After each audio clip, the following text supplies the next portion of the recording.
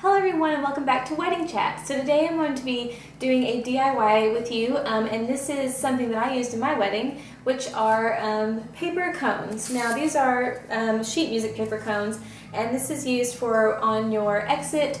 I filled mine with flower petals, but you could do so many different things with them. You could put like coffee beans, sprinkles, birdseed, anything like that. So these are super cute and these were really affordable to make. That actually, like I have been playing in orchestra since I was in 4th grade, and I have kept all of my music. So I had tons of music to choose from. I made 200 of these. Actually, I think I made around 240 because I was expecting around 200, but I thought just in case a few got crushed or something. Didn't end up using them all, but that's okay. But yeah, they were super easy to make, and if you don't have sheet music already and you're not a pack rat like me, you can easily find books like this at places like Half Price Books or your local library if they have a sale and things. Anyway, there's all sorts of places for you to be able to find sheet music, or you can even just use, if there's like a favorite like story or something that you have, print that off. That might get a little expensive and use a lot of your ink, but this was the cheapest way that I thought would just be to go buy some of these booklets. So the other materials that you will need is just some glue. I have mine on a paper plate right now, and I just poured out a little bit, and I have a Q-tip. You could easily use a small paintbrush, but I just feel like a Q-tip gets the job done.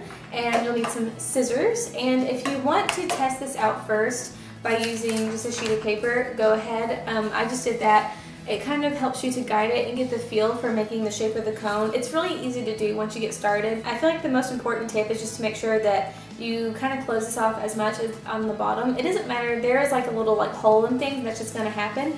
But depending on what you use, you don't want your product to just fall through. So I did fill mine with petals, and I used larger petals so that I would need fewer in each of the cones. And it's also something to just keep in mind because it can get quite expensive if you're using a petal that might be smaller. And also maybe just adjust the size of your cones, because I think this is a pretty good size, but they all just they're all very unique. They kind of turn out like snowflakes. Each one of them is different, but I think that's what makes these really special. So if you want to go a step further and make these look really vintage, you can bake the paper. Now, don't sound terrified. I'm sure maybe some of you have done this for school projects when you wanted your paper to look like old and things, but what you do is just put your oven on like 350, and what I like to do is get a pizza pan out so you can lay a few of them on at a time, and just I put the rack in the middle and just watch it. Just be in the kitchen, work on whatever, and then just every so often just kind of go check on it, and you can get just all sorts of different kind of shades of. I have some that weren't baked long at all. I have some that were left in there for quite a long time. The longer you leave them in though, the little bit more brittle they become, but I think it still looks really neat because they've got these little edges here, and I just think it looks really neat and special and things. And I also think it's kind of cool too to like let some of them let the titles like be shown, and I actually have some of my markings from music on here, which is really nice. So yeah, so let's get started.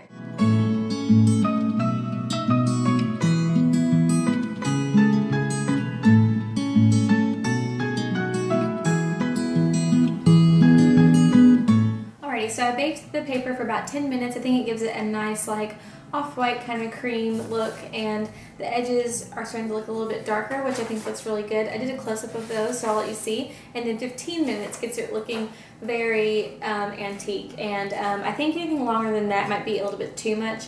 But I also showed how I kind of stacked them, so it's not like you're baking one at a time. And some of the bits might not be as dark, some of them will be, and that's okay for this craft.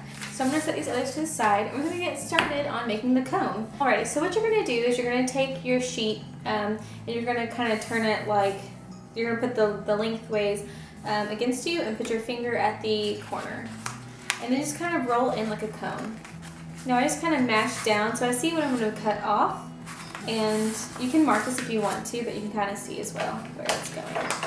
Again, put your finger down, curl that in, and wrap this bit just around the outside of the cone. Now once you have the edge of it right here, all you're going to do is take your Q-tip, dip it in the glue, and then just do a really good layer of it right on the seam. I'm just going to press that on. Now it's going to be okay if you need to like push down a little bit more the cones will come back out. They won't just be crushed and like flat. But what you can even do is put your hand on the inside or a pair of scissors, because I know it's kind of hard to put your hand down in there, and just kind of like press against it and make that a really strong seam. And hold that for a few seconds, because you're gonna let these dry. And you can also just trim off like this right here. I don't really like that bit, so I'm gonna trim that off a little bit. That looks a lot nicer. Alrighty, so yeah, so this is the cone done. This is a larger one. So this is the first cone done. This is a lot larger one, but I would let these set for as long as you can. This is one of the great things about this craft, is you can do this in pieces. So when I was cooking the paper, I just did all that kind of like in one day. I went ahead and like counted out, and I got about 200 sheets, and then I just did probably about like in tens, I think I got on my pizza rack. So I got a lot of paper on there. So I baked all the paper in about 2 days, but again, like I said, just kind of do this as you're working on other things in the kitchen.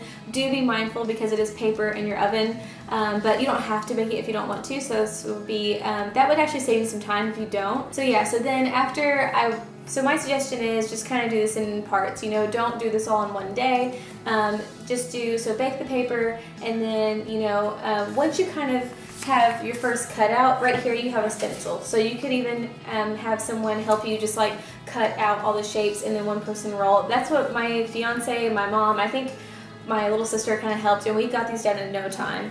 And I think they look really nice. And then once they're, what I did as well is that to make sure they were dried, because you don't really want to stack them until they're completely dry, I would at least give them like a good day, and just kind of like, I just laid mine all over a room we weren't using. You could also just put these like on a desk, or just, you know, put cones everywhere. But yeah, so just like let these dry as much as possible, and then you can just stack them like this, and then transport them to your venue. And then I displayed mine in a little crate that we had. When you have so many, they're gonna hold each other up like in your container, whatever you put these in. So don't really worry about that. So I just kind of have mine all in a crate, which I'll put some pictures in at the end so you can kind of see how I displayed them.